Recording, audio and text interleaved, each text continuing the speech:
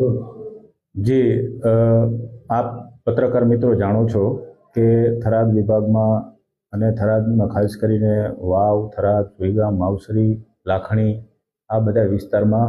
હમણાં લકી ડ્રોનો રાફડો ફાટી નીકળ્યો છે અને આ લકી ડ્રો ગેરકાયદેસર હોય છે અને આ બાબતે અમારા જિલ્લા પોલીસ વડા અક્ષયરાજ સાહેબે પણ સૂચનાઓ કરેલી છે. તેઓના માર્ગદર્શન પ્રમાણે અમે કાર્યવાહી કરી રહ્યા છીએ અને